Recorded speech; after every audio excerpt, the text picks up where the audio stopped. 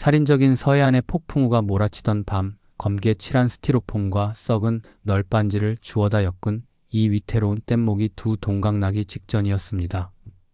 머리 위로는 우리 가족의 목숨을 당장이라도 아사갈푹한 경비정의 시퍼런 탐조등 불빛이 미친 듯이 바다를 훑고 지나갔습니다.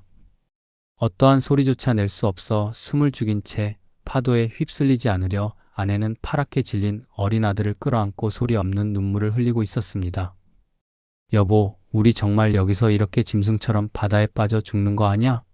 난 무서워서 못 견디겠어. 아내의 절규가 거친 파도 소리에 묻혀 산산조각 났습니다.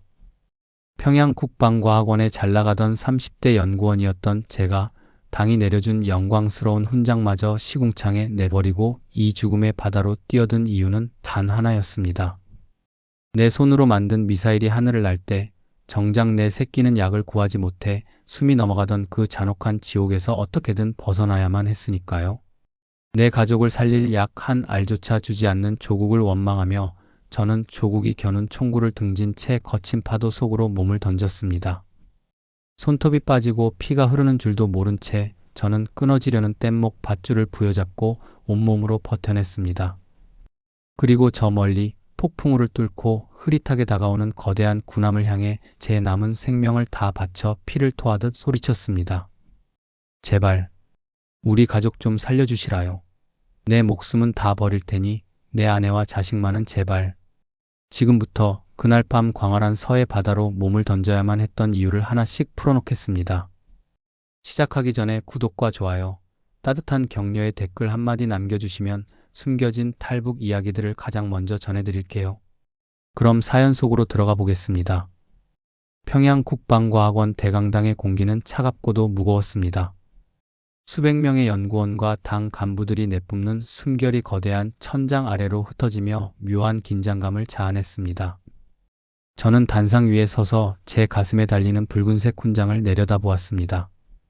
미사일 유도 장치의 정밀도를 획기적으로 높인 공로로 수여되는 공화국 영웅 훈장이었습니다. 박 소장이 제 어깨를 두드리며 조국의 미래를 책임질 보배라며 찬사를 아끼지 않았지만 제 귀에는 그 어떤 말도 들어오지 않았습니다. 웅장한 박수 소리마저 멀리서 들려오는 환청처럼 느껴질 뿐이었습니다. 훈장의 날카로운 금속 끝이 가슴을 찌르는 듯한 통각이 느껴졌을 때 제가 떠올린 것은 영광이 아니라 집에서 죽어가는 딸 수연이의 얼굴이었습니다. 36살이라는 젊은 나이에 국방과학원의 핵심 연구원이 되어 명예를 얻었지만 그 명예가 제 가족의 비극을 막아주지는 못했습니다. 행사가 끝나고 연구소를 나서는 제 발걸음은 납덩이를 매단 듯 무거웠습니다. 평양의 거리는 화려한 선전 문구로 가득했지만 그 이면에는 배급이 끊겨 하루하루를 연명하기 힘든 인민들의 고통이 서려 있었습니다. 저 역시 예외는 아니었습니다. 국가의 중대 사명을 수행하는 연구원이라 할지라도 병든 아이를 위해 약 한 알 구하는 것조차 허락되지 않는 것이 이 체제의 본질이었습니다. 낡은 자전거를 타고 집으로 돌아가는 길에 저는 주머니 속의 훈장을 만져보았습니다. 차갑고 단단한 금속 조각은 수연이의 열을 식혀줄 해열제보다도 가치가 없었습니다. 집 근처 골목에 들어서자 퀴퀴한 곰팡이 냄새와 함께 차가운 한기가 온몸을 감쌌습니다. 문을 열고 들어선 방 안에는 아내 은희가 딸 수연이 옆에서 소리 없이 눈물을 훔치고 있었습니다. 여보, 왔어요? 훈장은요? 아내가 갈라진 목소리로 물었습니다. 저는 대답 대신 주머니에서 훈장을 꺼내어 낡은 목재 탁자 위에 던지듯 내려놓았습니다. 챙그랑하는 소리가 정적을 깼습니다. 3살 된 수연이는 열병에 시달리며 마른 기침을 내뱉고 있었습니다. 투명할 정도로 창백해진 아이의 얼굴을 보니 심장이 갈갈이 찢어지는 것 같았습니다. 제가 만든 유도 장치는 수천 킬로미터 밖의 목표물을 정확히 맞힐 수 있지만 정작 제 눈앞에서 죽어가는 딸아이의 생명은 단 1cm도 붙잡지 못했습니다. 국가의 창과 방패를 만드는 기술자로 살면서 제가 바란 것은 대단한 부귀영화가 아니었습니다. 그저 가족과 함께 따뜻한 밥 한 끼 먹으며 평범하게 살아가는 것뿐이었습니다. 하지만 이 땅은 저에게 그 소박한 꿈조차 사치라고 말하고 있었습니다. 다음날 아침 저는 다시 연구소로 향했습니다. 수연이의 상태가 더 나빠지기 전에 상부에 간청해 보기로 결심했습니다. 박 소장의 집무실 문 앞에 서서 심호흡을 했습니다. 보이부의 감시가 심해지는 시기였기에 이런 요청이 위험하다는 것을 잘 알고 있었지만 아비로서 더 이상 물러설 곳이 없었습니다. 박 소장은 제 간청을 듣자마자 표정을 굳혔습니다. 동무, 지금 제정신이요? 온 나라가 고난의 행군을 하며 허리띠를 졸라매고 있는데 핵심 연구원이라는 사람이 고작 개인적인 사정으로 당의 배려를 바란단 말이오? 훈장을 받은 지 하루 만에 이런 불온한 소리를 하다니 실망이 크오. 박 소장의 차가운 말에 저는 머리를 한 대 엇맞은 기분이었습니다. 제가 바친 청춘과 기술의 대가가 이런 묵살이라니. 허탈함이 분노로 변해 가슴 깊은 곳에서 요동쳤습니다. 집무실을 나오자마자 복도 끝에서 최지도원과 눈이 마주쳤습니다. 보이부 소속인 최지도원은 평소에도 저의 일거수일투족을 감시하던 자였습니다. 최지도원은 특유의 비릿한 미소를 지으며 저에게 다가왔습니다. 연구원 동지, 박 소장 동지와 무슨 긴밀한 대화를 나누었소? 표정이 썩 좋지 않아 보이는데 혹시 당의 정책에 불만이라도 있는 건 아니겠지? 최지도원의 말 한마디 한마디에는 가시가 돋아 있었습니다. 저는 아무 일 아니라고 둘러대며 자리를 피했지만 등 뒤로 느껴지는 그 서늘한 시선은 제가 이미 감시의 대상이 되었음을 직감하게 했습니다. 체제에 대한 저의 신뢰는 그날 이후 완전히 무너져 내렸습니다. 국가를 위해 최선을 다했지만 정작 국가가 저를 배신했다는 사실이 뼛속까지 시리게 다가왔습니다. 퇴근길에 저는 일부러 시장통을 지나쳤습니다. 사람들의 눈을 피해 항생제나 해열제를 구할 수 있을까 하는 신락 같은 희망 때문이었습니다. 하지만 시장은 삼엄한 단속으로 인해 삭막하기만 했습니다. 장마당 구석에서 몰래 물건을 팔던 여인이 보이부원들에게 끌려가는 모습을 보며 저는 주먹을 꽉 쥐었습니다. 우리 가족을 지켜주지 못하는 이 체제에서 저는 그저 잘 길들여진 사냥개에 불과했습니다. 사냥이 끝나면 언제든 버려질 수 있는 존재라는 공포가 엄습했습니다. 집으로 돌아와 다시 수연이 옆에 앉았습니다. 아이의 호흡은 점점 가늘어지고 있었습니다. 아내는 말없이 저의 손을 잡았습니다. 그 차가운 손길에서 저는 결단을 내려야 함을 깨달았습니다. 이곳에는 미래가 없었습니다. 제가 아무리 뛰어난 미사일을 만들고 훈장을 받아도 수연이의 생명을 구하지 못한다면 그것이 다 무슨 소용이겠습니까? 젊은 훈장이라는 이름표는 저에게 영광이 아니라 촉소였습니다. 녹슬어가는 청춘을 이곳에서 낭비하며 가족의 죽음을 지켜볼 수는 없었습니다. 저는 아내를 바라보며 나지막이 속삭였습니다. 여보, 우리가 여기서 더 버틸 수 있을까? 아내는 대답 대신 흐느꼈습니다. 수연이의 가냘픈 숨소리가 방 안의 정적을 메웠습니다. 창밖으로 보이는 평양의 밤하늘은 화려한 인공 조명으로 빛났지만 그 아래 살고 있는 우리네 삶은 암흑 그 자체였습니다. 저는 그날 밤 생전 처음으로 조국이 아닌 가족을 위한 설계를 시작했습니다. 그것은 제가 연구하던 그 어떤 미사일 유도 장치보다 정밀하고 치밀해야 했습니다. 단 한 번의 실수도 허용되지 않는 목숨을 건 설계였습니다. 보이부의 감시망을 어떻게 피할지, 국경을 넘을 방법은 무엇인지 머릿속으로 수만 번 시뮬레이션을 돌렸습니다. 수연이의 이마를 짚어보며 저는 스스로에게 맹세했습니다. 아비로서 너를 이 죽음의 땅에서 반드시 데리고 나가겠다고 말입니다.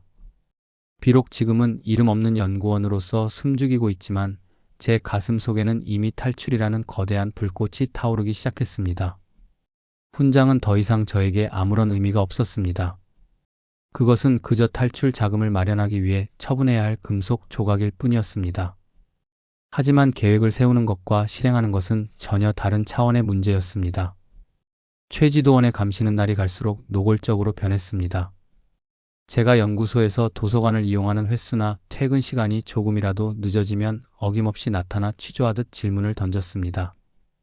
동무, 요즘 연구에 너무 몰입하는 것 같군. 아니면 다른 생각을 하는 건가? 최지도원의 의심 어린 눈초리를 피하며 저는 평소보다 더 열심히 일하는 척 연기해야 했습니다. 낮에는 충성스러운 연구원으로, 밤에는 가족을 구하려는 아비로 살아가며 제 신경은 날카롭게 깎여 나갔습니다. 수연이의 상태는 호전될 기미가 보이지 않았고 시간은 우리 편이 아니었습니다. 어느 날 밤 저는 수연이가 잠든 사이 훈장을 꺼내어 바닥에 내려놓았습니다. 금빛으로 빛나는 그 훈장을 가만히 응시하며 제가 걸어온 길을 되짚어 보았습니다. 영광의 순간은 짧았고 고통의 시간은 길었습니다. 이제 이 훈장을 던져버리고 새로운 길을 가야 할 때가 왔음을 직감했습니다. 수연이가 가느다랗게 눈을 뜨며 저를 바라보았습니다. 아이의 눈망울 속에 비친 제 모습은 영웅이 아니라 겁에 질린 한 남자에 불과했습니다. 저는 아이의 손을 꼭 쥐었습니다. 수연아, 아빠가 미안하다. 정말 미안해. 눈물이 훈장 위로 떨어졌습니다.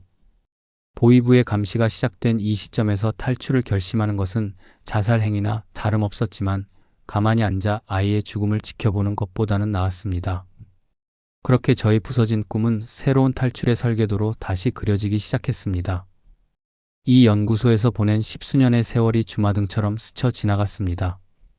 수많은 도면과 수식들 속에서 저는 무엇을 찾으려 했던 것일까요? 조국의 강력한 힘을 믿었고 그 힘이 인민의 행복을 가져다 줄 것이라 믿었습니다. 하지만 그 모든 것은 환상에 불과했습니다. 미사일은 하늘 높이 솟구쳐 오르지만 정작 바닥에 붙어 사는 사람들의 삶은 끝없이 추락하고 있었습니다. 저는 이제 그 화려한 불꽃 뒤에 가려진 어둠을 보았습니다. 더 이상 속지 않을 것입니다. 더 이상 도구로 쓰이지 않을 것입니다. 밤이 깊어갈수록 저의 결심은 더욱 단단해졌습니다. 창밖의 정적 속에서 들려오는 것은 오직 수연이의 고통스러운 신음뿐이었습니다. 그 소리가 저를 밀어붙였습니다. 두려움이 없는 것은 아니었지만 그 두려움보다 더 큰 것은 가족을 잃을지도 모른다는 공포였습니다.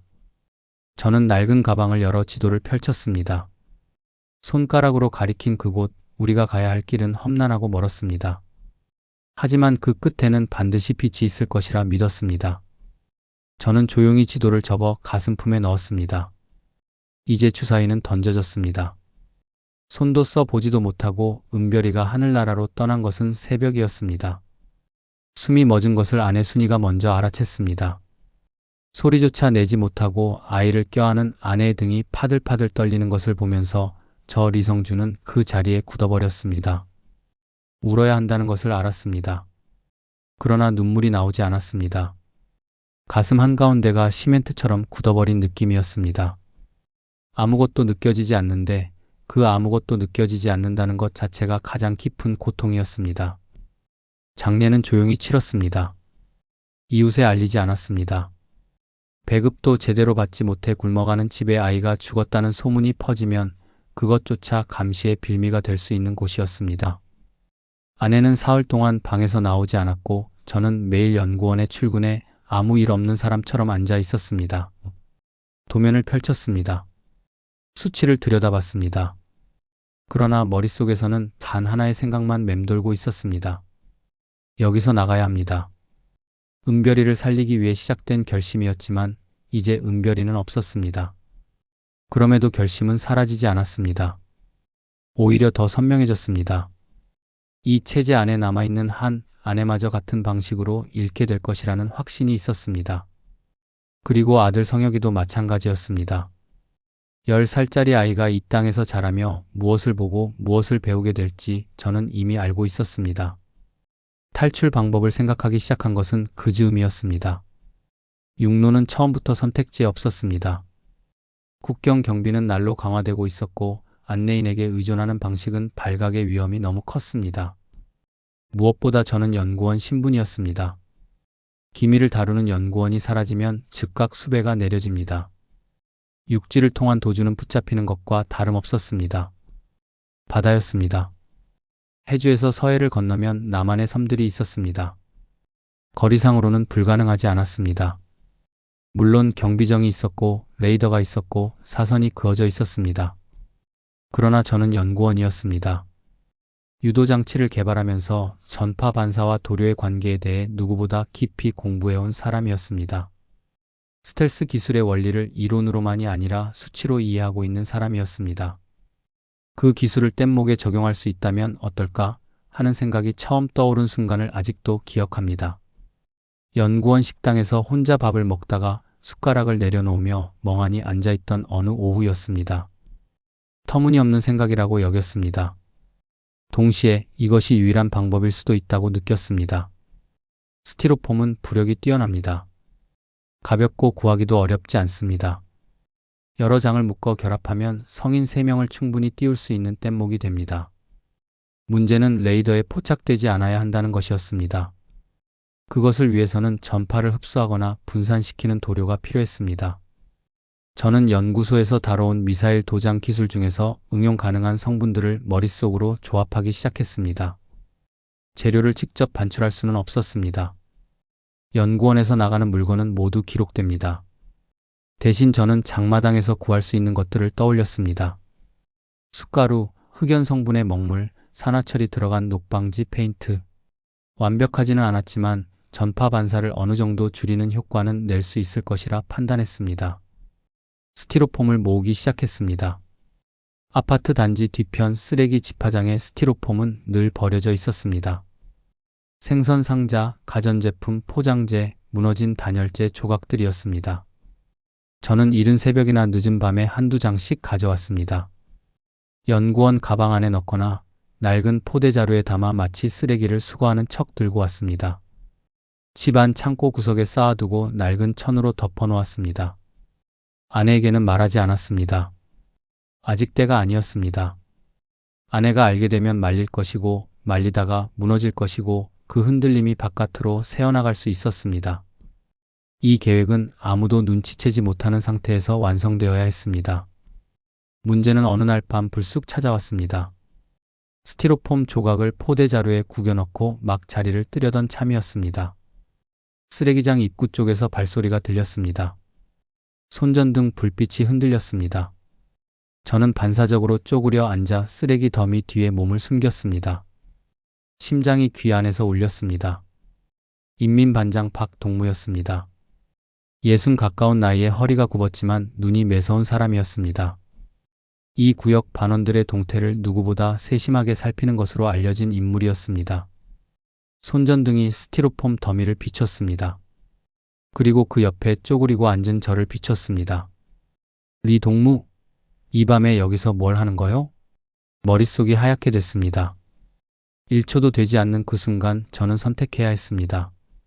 설명하려 하면 의심을 샀습니다. 도망치면 더 큰 의심을 샀습니다. 저는 자루를 내팽개치고 그 자리에 엉덩방아를 찍었습니다. 그리고 손으로 쓰레기 더미에 흙을 움켜쥐어 입안에 쑤셔 넣었습니다. 흙과 썩은 냄새가 혀를 덮었습니다. 구역질이 올라왔습니다. 그래도 멈추지 않았습니다. 그리고 웃었습니다. 소리내어 초점 없는 눈으로 흙 묻은 이를 드러내며 웃었습니다. 박동무는 뒤로 물러섰습니다. 아이고 머니, 이 양반이 또 발작이 났네. 혀를 차는 소리가 들렸습니다. 이러다 영 못 쓰겠구먼. 발소리가 멀어졌습니다. 저는 오랫동안 그 자리에 앉아 있었습니다. 입안에 흙을 뱉어내며 무릎 위에 두 손을 얹고 눈을 감았습니다. 이 정도의 굴욕쯤이야 얼마든지 견딜 수 있었습니다. 살아야 했습니다. 아내와 성혁이를 데리고 이 땅을 벗어나야 했습니다. 그것만이 지금 저에게 남은 전부였습니다. 뗏목이 완성된 것은 겨울이 끝나갈 무렵이었습니다. 창고 구석에 쌓아두었던 스티로폼 조각들을 하나씩 꺼내 맞붙이고 녹방지 페인트와 숯가루를 섞어 만든 검은 도료를 겹겹이 발랐습니다. 완전히 마른 뒤에 다시 덧바르기를 4차례 반복했습니다. 표면이 거칠고 어두운 빛을 띠게 되자 저 리성주는 그것이 제법 제 역할을 해줄 것이라는 조심스러운 확신을 가졌습니다. 완벽한 스텔스는 아니었습니다. 그러나 경비정의 레이더가 작은 부유물을 파도의 잡음과 구분하지 못하는 한계가 있다는 것을 저는 알고 있었습니다. 그 틈을 노리는 것이었습니다. 아내에게 계획을 밝힌 것은 출발 사흘 전이었습니다. 밤이 깊은 뒤 성혁이를 재우고 저는 아내 앞에 앉아 낮은 목소리로 모든 것을 털어놓았습니다. 뗏목을 만들어 왔다는 것, 해주 갯벌에서 띄울 것이라는 것, 서해를 건너 남쪽으로 가야 한다는 것을. 아내는 말없이 듣고 있었습니다. 중간에 눈을 한번 감았습니다. 그리고 다시 떴을 때 그 눈 안에 무언가 복잡한 것들이 뒤섞여 있었습니다. 은별이 무덤도 여기 있는데? 그 한마디가 방 안에 오래 머물렀습니다. 저는 대답하지 못했습니다. 틀린 말이 아니었기 때문입니다. 은별이를 묻은 곳은 아파트 단지 뒤 야산 자락이었습니다. 표시도 변변치 않은 작은 봉분이었지만 아내에게는 그것이 전부였습니다.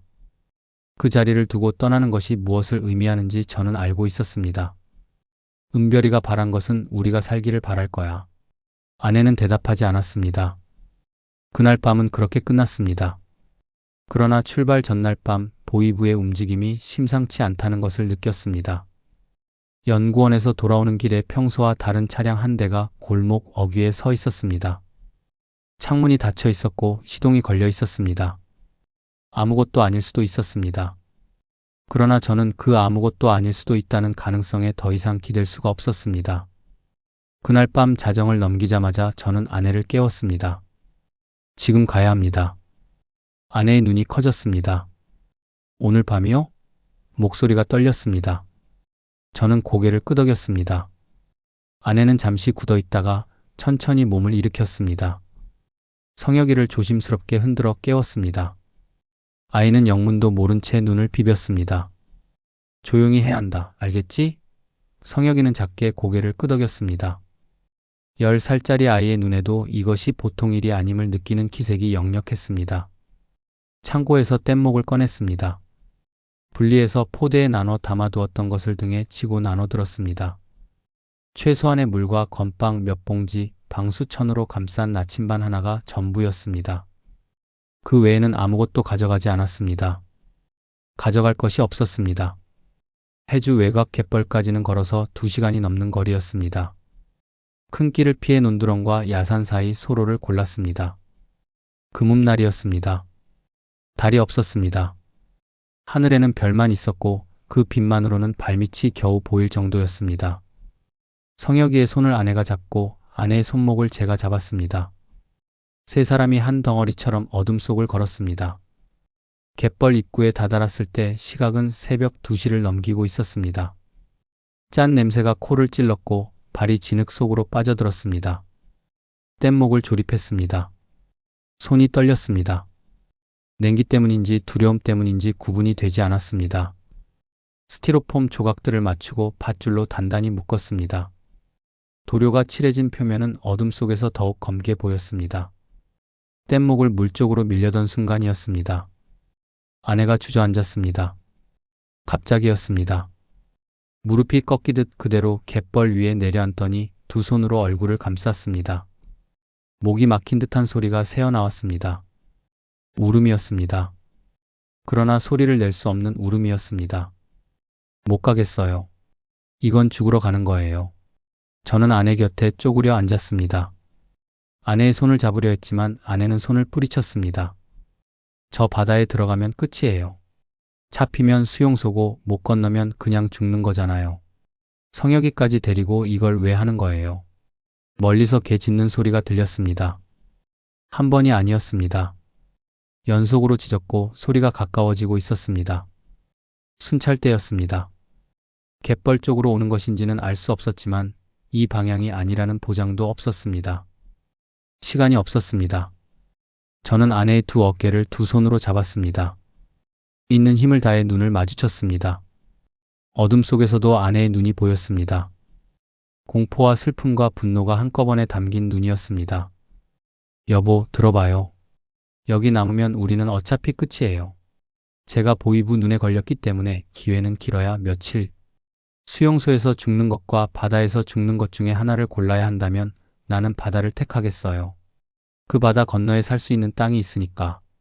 개 짖는 소리가 한층 더 가까워졌습니다. 은별이는 이미 보냈어요.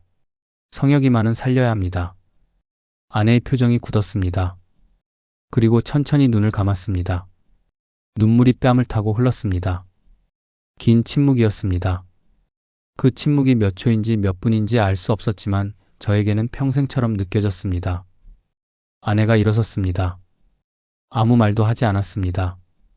그냥 뗏목 쪽으로 걸어갔습니다. 성혁이의 손을 다시 잡았습니다. 저는 피를 토하는 심정으로 뗏목을 밀었습니다. 차가운 바닷물이 발목을 덮었습니다. 무릎을 덮었습니다. 그리고 세 사람은 어둠 속으로 소리 없이 바다 위로 몸을 띄웠습니다. 등 뒤에서 개 짖는 소리가 이어졌습니다. 그러나 점점 멀어졌습니다. 아니, 우리가 멀어지는 것이었습니다. 칠흑 같은 바다 위에서 금음달도 없는 하늘 아래에서 우리 세 사람은 아무도 모르게 북쪽 땅을 떠나고 있었습니다. 바다는 처음에 잠잠했습니다. 뗏목이 갯벌을 벗어나 수심이 깊어지기 시작하자 물결이 낮고 고르게 출렁였습니다. 노 대신 손으로 만든 판자 2개로 물을 저었습니다. 소리를 최대한 줄이면서 최대한 빠르게. 저 리성주는 앞쪽에서 저었고 아내는 뒤쪽에서 저었습니다. 성혁이는 두 사람 사이에 앉아 무릎을 끌어안고 있었습니다.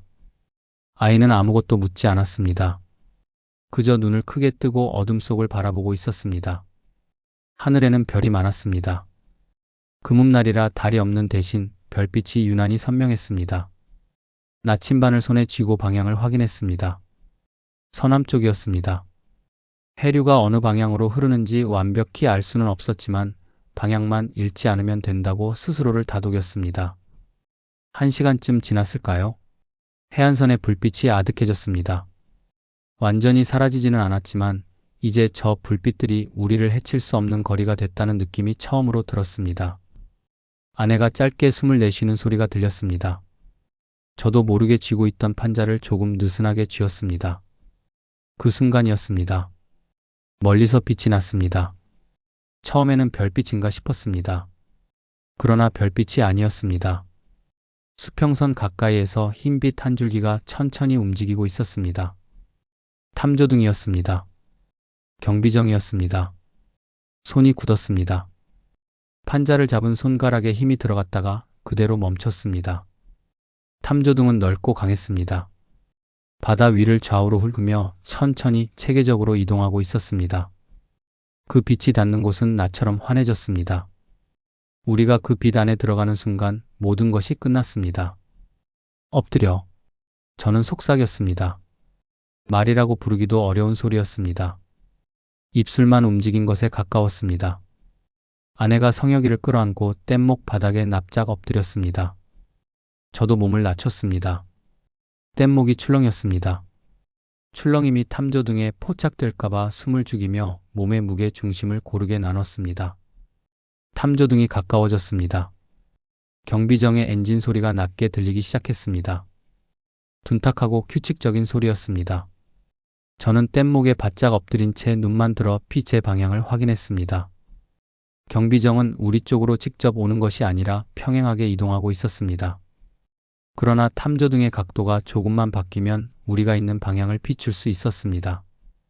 탐조등이 조금씩 우리 쪽으로 회전했습니다. 저는 본능적으로 손을 뻗었습니다.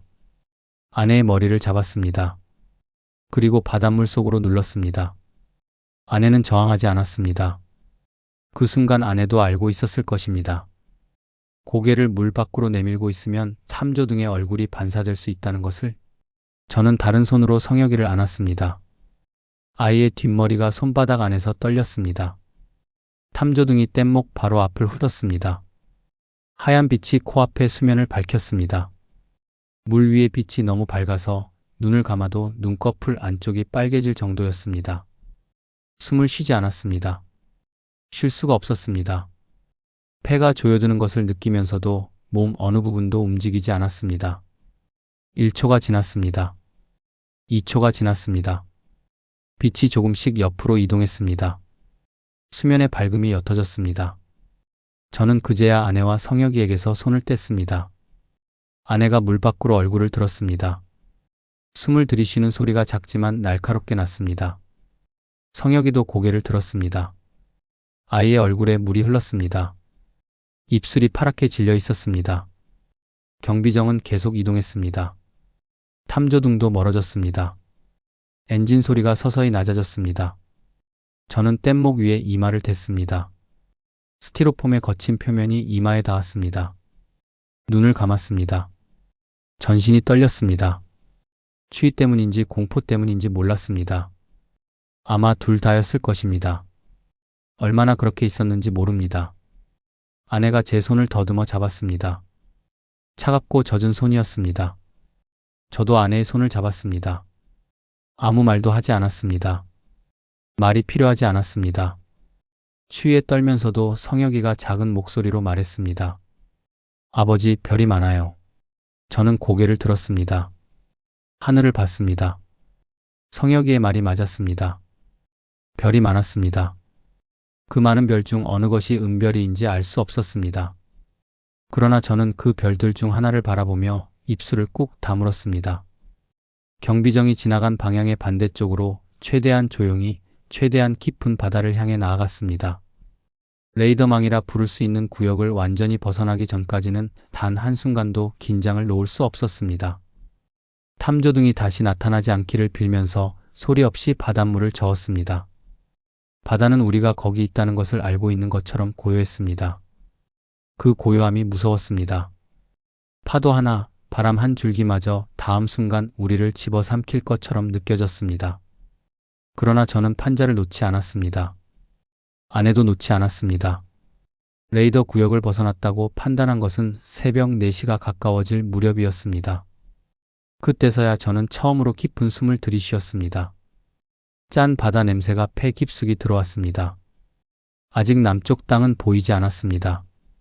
그러나 북쪽의 불빛도 완전히 사라져 있었습니다. 우리는 그 사이 어딘가에 있었습니다. 레이더 구역을 벗어난 직후부터 바람이 바뀌었습니다. 처음에는 등 뒤에서 불어오는 바람이었습니다. 뗏목을 앞으로 밀어주는 방향이었고 저는 그것이 다행이라고 생각했습니다. 가만히 있어도 쉬어도 뗏목이 제 방향으로 나아갔습니다. 성혁이를 눕히고 아내도 잠깐 눈을 붙이게 했습니다. 저는 나침반을 손에 쥔 채 홀로 깨어 있었습니다. 그러나 날이 밝아오기 시작하면서 바람의 성질이 달라졌습니다. 처음에는 그냥 강해지는 것이라고 생각했습니다. 새벽 바람이 원래 차고 세다는 것을 알고 있었습니다. 그런데 방향이 틀어지기 시작했습니다. 옆에서 불어오더니 이내 정면에서 밀어붙이는 바람이 됐습니다. 물결이 달라졌습니다. 낮고 고르던 파도가 점점 불규칙해지고 높이가 올라가기 시작했습니다. 아내가 눈을 떴습니다. 뗏목이 흔들리는 진동에 잠이 깬 것이었습니다. 주변을 둘러보더니 아무 말도 하지 않았습니다. 표정만으로도 알 수 있었습니다. 아내도 느끼고 있었습니다. 서해안의 아침 파도는 흉포하다는 것을 저는 알고 있었습니다. 조류가 복잡하고 수심이 얕은 구역에서는 파도가 짧고 가파르게 서는 특성이 있었습니다. 그것을 머릿속으로는 알고 있었습니다. 그러나 막상 뗏목 위에서 직접 마주하는 것은 달랐습니다. 파도가 뗏목의 옆면을 들이쳤습니다. 뗏목이 한쪽으로 기울었습니다. 아내가 성혁이를 끌어안으며 반대쪽 무게를 실었습니다. 저도 몸을 옮겼습니다. 가까스로 균형을 잡았습니다. 물이 뗏목 위로 넘어왔습니다. 발목까지 잠겼다가 빠져나갔습니다. 성혁이가 낮게 신음소리를 냈습니다. 그때 소리가 들렸습니다. 밧줄이 당겨지는 소리였습니다. 삐걱거리는 소리가 아니라 무언가가 한계까지 늘어났다가 끊어지기 직전에 나는 그런 소리였습니다. 저는 반사적으로 뗏목 중앙을 봤습니다. 스티로폼 조각들을 이어 묶은 밧줄 중 하나가 팽팽하게 당겨져 있었습니다. 파도가 뗏목의 앞부분과 뒷부분을 서로 다른 방향으로 밀면서 그 사이를 이어주는 밧줄이 버티고 있는 것이었습니다. 또 한 번 파도가 쳤습니다. 이번에는 정면이었습니다. 뗏목의 앞부분이 치솟았다가 내려 꽂혔습니다. 밧줄에서 소리가 났습니다. 짧고 날카로운 소리였습니다. 실 한 가닥이 끊어지는 소리였습니다. 시간이 없었습니다. 저는 판자를 내던지고 밧줄 쪽으로 기어갔습니다. 뗏목이 흔들렸습니다. 무릎으로 스티로폼 표면을 짚으며 나아갔습니다. 밧줄을 두 손으로 잡았습니다. 양쪽에서 당겨지는 장력이 손바닥을 파고들었습니다. 그 장력이 얼마나 강한지 즉각 느꼈습니다. 파도가 한 번 칠 때마다 밧줄이 손 안에서 불처럼 쓸려나가는 느낌이었습니다. 놓으면 안 됐습니다. 밧줄이 끊어지면 뗏목이 두 동강 납니다. 앞부분과 뒷부분이 분리되는 순간 세 사람은 제각각 바다에 던져집니다. 서해의 이 차가운 물에서 수영으로 살아남을 수 있는 거리가 아니었습니다. 이 밧줄 하나가 세 사람의 생명선이었습니다. 파도가 또 왔습니다. 뗏목이 들렸습니다. 저는 두 손으로 밧줄을 잡은 채 몸이 공중으로 들렸다가 내려앉는 것을 느꼈습니다. 충격이 손목을 타고 팔꿈치까지 전해졌습니다. 손톱 밑에 통증이 왔습니다. 밧줄의 섬유질이 손가락 끝을 파고드는 것이 느껴졌습니다. 그래도 놓지 않았습니다.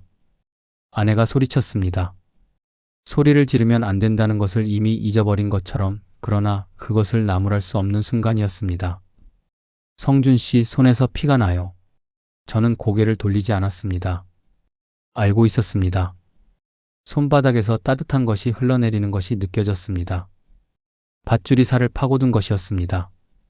그러나 피가 나는 것이 오히려 손의 감각을 선명하게 해줬습니다. 아픔이 있는 한 아직 잡고 있다는 뜻이었습니다. 파도가 연달아 3번 왔습니다. 첫 번째는 옆면이었습니다. 두 번째는 정면이었습니다. 세 번째가 가장 컸습니다. 뗏목 전체가 뒤집어질 것처럼 기울었습니다. 저는 밧줄을 잡은 채 온몸의 무게를 낮은 쪽으로 실었습니다. 아내가 성혁이를 껴안고 반대쪽으로 몸을 눕혔습니다. 뗏목이 아슬아슬하게 균형을 찾았습니다. 밧줄이 버텼습니다. 파도가 잠시 숨을 고르는 것처럼 잔잔해지는 순간이 왔습니다. 저는 그 틈을 놓치지 않았습니다. 밧줄을 잡은 채로 매듭 부분을 확인했습니다. 끊어지지는 않았지만 풀어져 있었습니다. 떨리는 손으로 다시 묶었습니다. 손톱 2개가 이미 들려 있었습니다. 매듭을 조이는 힘을 줄 때마다 그 손가락에서 전류 같은 통증이 올라왔습니다. 그래도 묶었습니다. 아내가 기어와서 매듭 반대쪽을 잡아줬습니다. 두 사람이 함께 당기자 매듭이 단단하게 조여들었습니다. 저는 그제야 뒤로 물러나 앉았습니다. 손바닥을 펼쳐봤습니다. 손금을 따라 빨간 줄이 나 있었습니다. 손톱 2개는 반쯤 뜯겨 있었고 그 아래 분홍빛 살이 드러나 있었습니다. 아내가 입술을 깨물며 저의 손을 천으로 감아줬습니다. 아무 말도 하지 않았습니다. 성혁이는 뗏목 바닥에 납작 엎드린 채 저를 바라보고 있었습니다. 아이의 눈 안에 무언가가 가득 차 있었습니다. 두려움이었지만 그것만은 아니었습니다. 파도는 이후로도 간헐적으로 왔습니다. 그러나 아까만큼 크지는 않았습니다. 뗏목은 버텼습니다. 밧줄도 버텼습니다. 해가 완전히 떠오른 것은 그로부터 1시간쯤 뒤였습니다. 수평선 위로 주황빛이 번지면서 바다가 선명해졌습니다. 남쪽 방향으로 희미하게 수평선이 보였습니다. 섬인지 구름인지 알 수 없는 어떤 형체가 있는 것도 같았습니다. 아닐 수도 있었습니다. 저는 감싸인 손을 쥐었다 폈습니다. 통증이 있었습니다. 그러나 손은 움직였습니다. 판자를 다시 들어 노를 저었습니다. 사흘째였습니다. 뗏목에 오른 지 사흘이 지났습니다. 나침반만 있었습니다. 방향은 알았지만 시간은 몰랐습니다. 그저 하늘이 밝아지면 움직이고 어두워지면 몸을 낮추는 것을 반복했습니다. 물은 거의 다 떨어졌습니다. 출발할 때 챙겨온 물통 2개 중 하나는 파도가 크게 쳤던 날 밤 바다로 떠내려갔습니다. 남은 물통 하나에 있는 것을 3사람이 나눠 마셨는데 사흘째 아침이 되자 바닥을 긁는 소리만 났습니다. 건빵도 2봉지가 남아 있었지만 물 없이 건빵을 먹으면 갈증이 더 심해진다는 것을 알기에 손을 대지 않았습니다. 태양이 문제였습니다. 서해 한낮 햇볕은 생각보다 훨씬 강했습니다. 바다 위에는 피할 그늘이 없었습니다. 뗏목 위에는 어떤 덮개도 없었습니다. 빛이 수면에 반사되어 아래에서도 위에서도 동시에 쏟아졌습니다. 눈을 뜨고 있기가 어려울 정도였고 피부가 타들어가는 느낌이 시간이 갈수록 선명해졌습니다. 아내는 옷소매로 성혁이의 얼굴을 가려줬습니다. 그러나 그것도 한계가 있었습니다. 사흘째 낮이 되자 성혁이의 입술이 트기 시작했습니다. 말을 할 때마다 입꼬리가 갈라졌습니다. 아이는 아프다는 말을 하지 않았습니다. 그러나 눈빛이 달라졌습니다. 초점이 흐려지고 있었습니다. 열이 올랐습니다. 손으로 이마를 짚어보니 뜨거웠습니다. 탈수가 시작된 것이었습니다. 저는 판자를 내려놓고 성혁이 쪽으로 기어갔습니다. 성혁아, 아버지 얼굴 봐. 성혁이가 눈을 떴습니다. 초점이 맞지 않는 것이 보였습니다. 입술을 달싹였지만 소리가 나오지 않았습니다. 목이 타서 소리가 안 나오는 것이었습니다. 저는 손으로 바닷물을 떠서 아이의 얼굴을 닦아줬습니다. 마실 수는 없는 물이었지만 피부를 식히는 데는 도움이 됐습니다. 그러나 그것도 잠깐이었습니다. 태양이 금방 말려버렸습니다. 성혁이의 눈꺼풀이 무거워지기 시작했습니다. 의식이 흐려지는 것이 보였습니다. 저는 결정을 내렸습니다. 상의를 벗었습니다. 사흘째 입고 있던 낡은 상의였습니다. 그것을 벗어 성혁이의 머리 위에 덮어줬습니다. 그러나 그것만으로는 부족했습니다. 해는 정수리에서 수직으로 쏟아지고 있었습니다.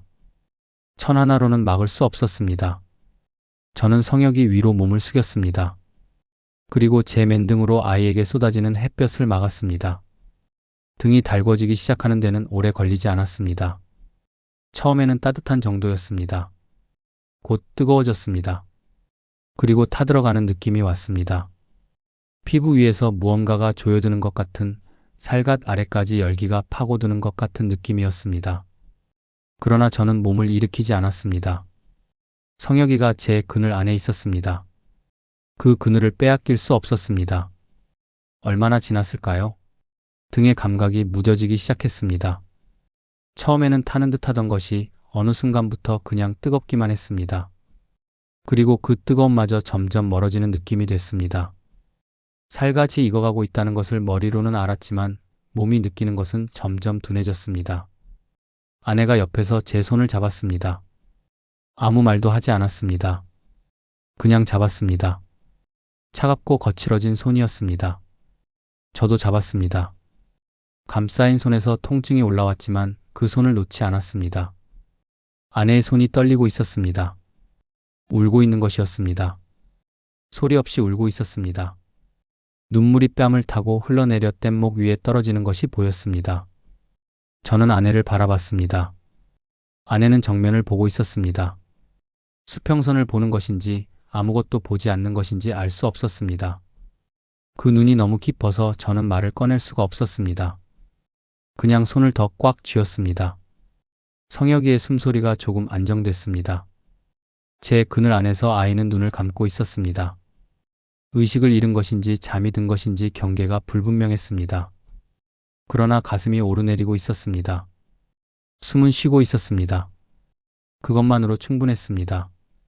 태양은 움직이지 않는 것처럼 느껴졌습니다. 하늘 한가운데에 박혀서 내려오지 않는 것 같았습니다. 뗏목 위의 시간은 육지의 시간과 다르게 흘렀습니다. 1분이 10분처럼 느껴지고 10분이 1시간처럼 느껴졌습니다. 등에서 열기가 파고드는 것을 느끼면서 저는 멍하니 수면을 바라봤습니다. 물은 파랗고 투명했습니다. 그 아래가 얼마나 깊은지 알 수 없었습니다. 그 깊이가 무섭지 않았습니다. 이미 너무 많은 것이 무서웠기 때문에 이제 아무것도 무섭지 않은 경지에 이른 것 같았습니다. 은별이가 생각났습니다. 이 바다를 건너가면 은별이와 더 멀어진다는 것을 알고 있었습니다. 묻어둔 야산에서도 멀어지고 아이가 숨을 거뒀던 그 방에서도 멀어집니다. 그러나 은별이는 이미 어떤 장소에 속하지 않는 존재가 됐습니다. 어디를 가도 함께라는 것을, 어디를 가도 떠올릴 수 있다는 것을 저는 알고 있었습니다. 성혁이만은 다릅니다. 성혁이는 아직 이 세상에 있습니다. 이 뗏목 위에 있습니다. 제 등 아래에서 숨을 쉬고 있습니다. 이 아이를 살려야 했습니다. 그것이 지금 이 순간 제가 할 수 있는 전부였습니다. 해가 서쪽으로 기울기 시작한 것은 오후 늦게였습니다. 그림자의 방향이 바뀌면서 직사광선의 각도가 누워지기 시작했습니다. 등의 열기가 조금 줄었습니다. 저는 그제야 천천히 몸을 일으켰습니다. 등이 당겼습니다. 피부가 팽팽하게 굳어있는 느낌이었습니다. 아내가 등을 보더니 눈살을 찌푸렸습니다. 아무 말도 하지 않았지만 그 표정으로 알 수 있었습니다. 등이 붉게 달아올라 있을 것이었습니다. 성혁이가 눈을 떴습니다. 초점이 아까보다 선명했습니다. 저를 보더니 입술을 달쌍였습니다. 소리가 나오지 않았지만 입 모양은 읽을 수 있었습니다. 아빠. 저는 대답하지 않았습니다. 그냥 아이의 머리에 손을 얹었습니다. 손바닥으로 아이의 체온을 느꼈습니다. 아까보다 조금 낮아진 것 같았습니다. 아닐 수도 있었습니다. 그러나 그렇게 믿고 싶었습니다. 아내와 저는 눈을 마주쳤습니다. 아내의 눈 안에 아직 눈물이 남아 있었습니다. 그러나 그 눈빛은 무너진 눈빛이 아니었습니다. 부서질 듯 하면서도 버티고 있는 눈빛이었습니다. 두 손을 맞잡았습니다. 살아남겠다는 말을 입으로 꺼내지 않아도 그 손에 담긴 것이 무엇인지 서로 알고 있었습니다. 놓지 않겠다는 것이었습니다. 여기서 끝내지 않겠다는 것이었습니다. 해가 수평선 아래로 내려갔습니다. 하늘이 붉어졌다가 보랏빛이 됐다가 어두워졌습니다. 별이 나왔습니다. 바람이 식었습니다. 뗏목은 여전히 남쪽을 향하고 있었습니다. 저는 다시 판자를 들고 노를 저었습니다. 나흘째 새벽이었습니다. 저는 그날 밤 한 번도 눈을 붙이지 못했습니다. 성혁이의 숨소리를 확인하고 나침반을 들여다보고 판자로 물을 저으면서 밤을 통째로 보냈습니다. 아내는 성혁이를 끌어안은 채 얕은 잠을 자고 있었습니다. 자는 것인지 기절한 것인지 구분이 되지 않을 만큼 깊이 쓰러져 있었습니다. 저는 그 두 사람을 번갈아 바라보면서 판자를 놓지 않았습니다. 몸의 감각이 이상해지기 시작한 것은 새벽이었습니다. 손이 제대로 느껴지지 않았습니다.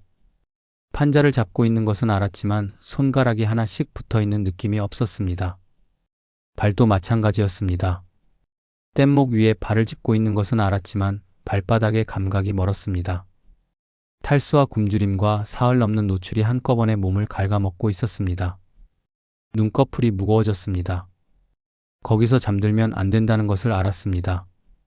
잠들면 방향을 잃습니다. 조류에 휩쓸리면 남쪽이 아닌 엉뚱한 방향으로 흘러갈 수 있었습니다. 저는 손으로 뺨을 세게 쳤습니다. 소리가 나지 않도록 천천히 그러나 아프게. 통증이 잠시 정신을 붙들었습니다. 그것을 몇 번 반복했습니다. 그러나 어느 순간부터인지 기억이 끊겼습니다. 눈을 떴을 때 하늘이 이미 밝아오고 있었습니다. 얼마나 잠들었는지 알 수 없었습니다. 나침반을 확인했습니다. 방향이 틀어져 있었습니다. 동쪽으로 밀려나 있었습니다. 얼마나 조류에 떠내려간 것인지 알 수 없었습니다. 가슴이 내려앉았습니다. 판자를 들어 서남쪽으로 방향을 틀었습니다. 팔이 무거웠습니다. 그러나 움직였습니다. 안개가 끼기 시작한 것은 해가 뜨고 1시간쯤 지났을 때였습니다. 처음에는 수면 위에 얇게 깔리는 것이었습니다. 봄철 서해의 흔한 해무였습니다. 시야가 조금 좁아졌지만 방향을 잃을 만큼은 아니었습니다. 저는 개의치 않고 판자를 저었습니다. 그런데 안개 속에서 무언가가 보였습니다. 처음에는 그냥 안개의 짙은 부분인 줄 알았습니다. 회색빛이 한 군데에 뭉쳐있는 것처럼 보였습니다. 그러나 그것이 움직이고 있었습니다. 천천히 그러나 분명하게 우리 쪽으로 다가오고 있었습니다. 형체가 드러나기 시작했습니다. 거대했습니다. 안개 속에서 윤곽이 잡히기 시작하는데 높이가 뗏목과 비교가 되지 않을 만큼 높았습니다. 회색 선체였습니다. 군함이었습니다. 심장이 멎는 것 같았습니다. 저는 판자를 내려놓았습니다. 아내의 어깨를 흔들었습니다. 일어나요. 아내가 눈을 떴습니다. 제 얼굴을 보더니 즉각 몸을 일으켰습니다. 무언가 잘못됐다는 것을 표정만으로 읽은 것이었습니다. 저는 군함 쪽으로 눈짓을 했습니다. 아내가 그쪽을 바라봤습니다. 숨을 들이키는 소리가 들렸습니다. 북한 배예요? 모른다고 대답할 수 없었습니다. 알 수가 없었습니다. 안개 때문에 선체의 세부가 보이지 않았습니다. 크기로 보면 경비정이 아닌 것은 분명했습니다. 훨씬 컸습니다. 북한 해군의 초계함일 수도 있었습니다. 아니면 남한의 함정일 수도 있었습니다. 그 두 가지 가능성 사이에서 저는 아무것도 할 수 없었습니다. 숨을 죽였습니다. 성혁이를 깨우지 않았습니다. 아이가 소리를 낼 수 있었습니다. 아내도 입을 다물었습니다. 두 사람이 뗏목 위에 최대한 몸을 낮추었습니다. 저는 군함의 방향을 눈으로 쫓으면서 판자를 아주 천천히 소리가 나지 않도록 물 안에 담갔습니다. 군함이 가까워졌습니다. 엔진 소리가 들리기 시작했습니다. 낮고 묵직한 소리였습니다. 선체의 물결이 우리 뗏목에까지 전해졌습니다. 뗏목이 출렁였습니다. 군함이 우리와 평행한 방향으로 이동하고 있는지 아니면 직접 우리 쪽으로 오는 것인지 안개 때문에 판단이 서지 않았습니다. 공포가 온몸을 덮었습니다. 북한 배라면 끝이었습니다. 잡히면 수용소였습니다. 총살일 수도 있었습니다. 국방과학원 연구원이 탈출을 시도하다 잡혔다는 것이 알려지면 처형은 확실했습니다. 아내도 성혁이도 온전하지 못할 것이었습니다. 저는 눈을 감았습니다. 이 순간 제가 할 수 있는 것이 아무것도 없었습니다. 판자를 저어 도망친다 해도 군함을 이길 수 없었습니다. 바다에 뛰어든다 해도 살 수 없었습니다. 그냥 기다리는 것 외에는 방법이 없었습니다. 사흘 넘게 뗏목 위에서 버텨온 것이 이 순간에 끝나는 것인가 싶었습니다. 그때 바람이 불었습니다. 안개 속을 가르는 바람이었습니다. 세지 않았습니다. 그러나 충분했습니다. 군함의 선미 쪽 안개가 걷히면서 무언가가 보였습니다. 펄럭이는 것이 있었습니다. 깃발이었습니다. 바람에 펄럭이는 깃발이었습니다. 안개가 한 겹 더 걷혔습니다. 색이 보였습니다. 흰 바탕에 파란색과 빨간색이었습니다. 원형의 문양이었습니다. 태극이었습니다. 태극기였습니다. 저는 그 순간 온몸에 힘이 빠져나가는 것을 느꼈습니다. 긴장이 한꺼번에 풀렸습니다. 무릎이 뗏목 바닥에 닿았습니다. 언제 무릎을 꿇었는지 몰랐습니다. 그냥 주저앉아 있었습니다. 아내가 태극기를 보는 순간 손으로 입을 막았습니다. 어깨가 흔들렸습니다. 소리 없이 울기 시작했습니다. 이번에는 두려움의 울음이 아니었습니다. 그 구분이 몸으로 느껴졌습니다. 저는 일어섰습니다. 무릎이 후들거렸지만 일어섰습니다. 두 팔을 들어 머리 위에서 크게 흔들었습니다. 소리를 질렀습니다. 사흘 동안 목소리를 죽이고 살았던 사람이 처음으로 소리를 냈습니다. 짠 바닷물에 타버린 목구멍에서 나오는 소리는 사람의 소리라기보다 짐승의 울부짖음에 가까웠습니다. 살려주십시오, 살려주십시오. 군함 위에서 무언가가 움직이는 것이 보였습니다. 사람들이 난간 쪽으로 몰려드는 것 같았습니다. 손전등 같은 빛이 우리 쪽을 비췄습니다. 이번에는 그 빛이 무섭지 않았습니다. 성혁이가 눈을 떴습니다. 어리둥절한 표정으로 주변을 둘러보다가 아버지가 두 팔을 들고 소리치는 것을 봤습니다. 그리고 군함을 봤습니다. 아이의 눈에서 무언가가 터져나왔습니다. 저는 팔을 흔드는 것을 멈추지 않았습니다. 목이 찢어지도록 소리쳤습니다. 눈물이 흘렀습니다. 언제부터 흘렀는지 몰랐습니다. 뺨 위에 이미 말라버린 자국이 있었습니다. 군함에서 소형 보트가 내려오는 것이 보였습니다. 우리 쪽으로 오고 있었습니다. 경인 지역의 봄은 조용히 왔습니다. 아파트 창밖으로 벚꽃이 피었습니다. 저 리성주는 그 꽃을 처음 봤을 때 한동안 창가에 서 있었습니다. 북에도 봄은 있었습니다. 꽃도 있었습니다. 그러나 그 꽃들이 이렇게 보인 적은 없었습니다. 무언가를 빼앗길 걱정 없이 그냥 바라볼 수 있다는 것이 이렇게 다른 느낌인 줄은 몰랐습니다. 구출된 뒤의 일들은 빠르게 지나갔습니다. 군함에서 내려온 보트에 실려 함정으로 올라갔습니다.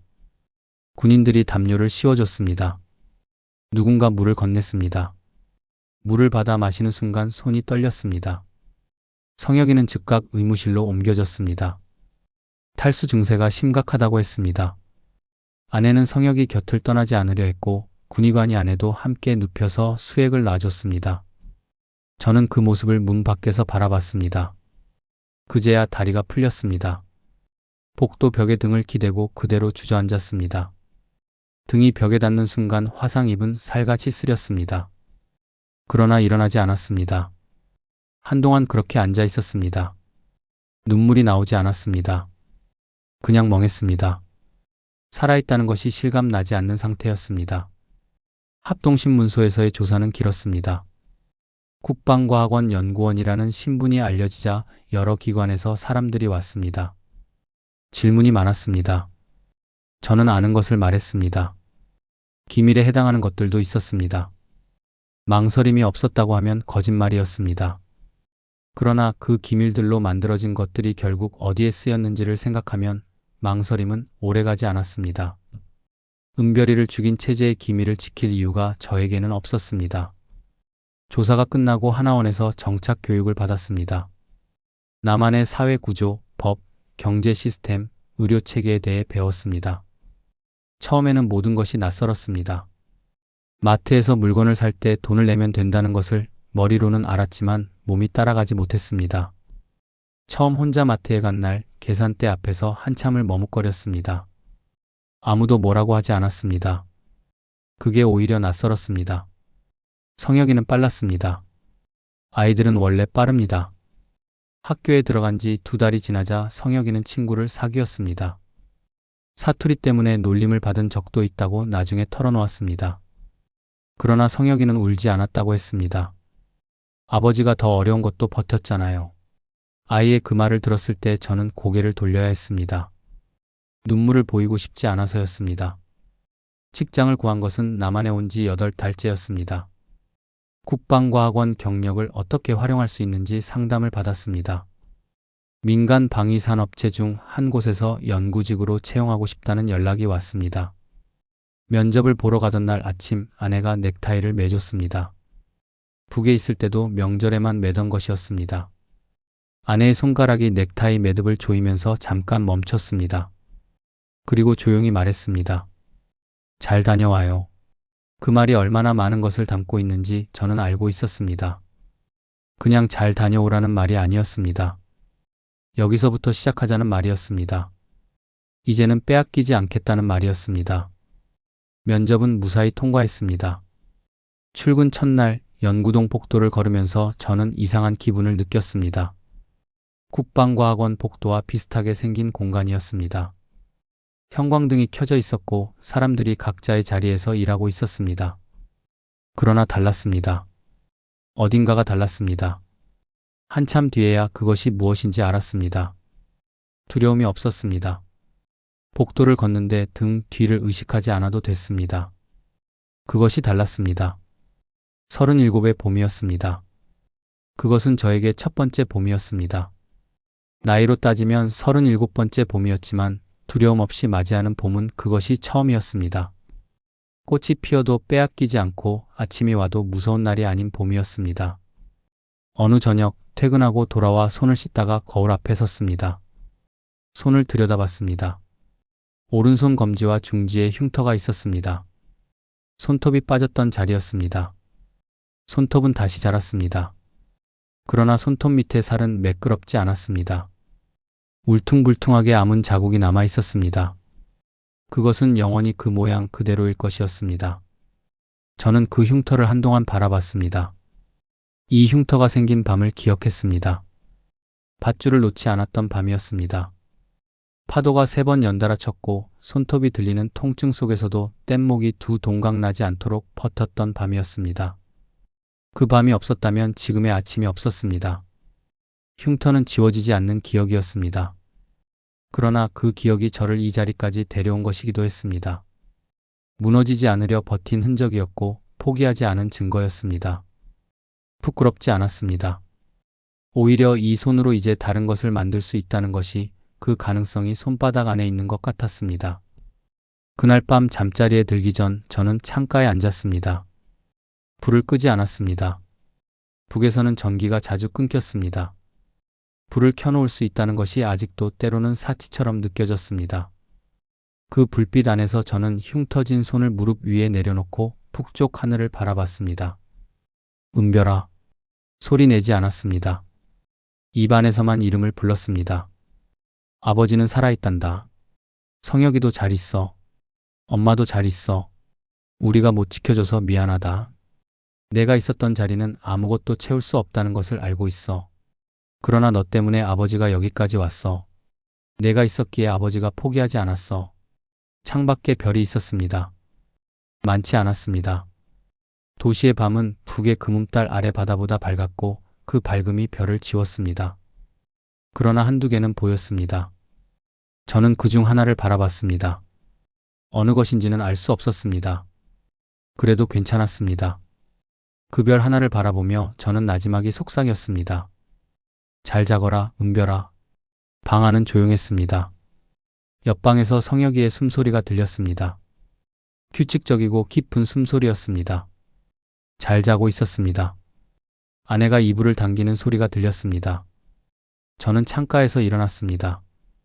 불을 껐습니다. 어둠 속에서 별이 조금 더 선명해졌습니다.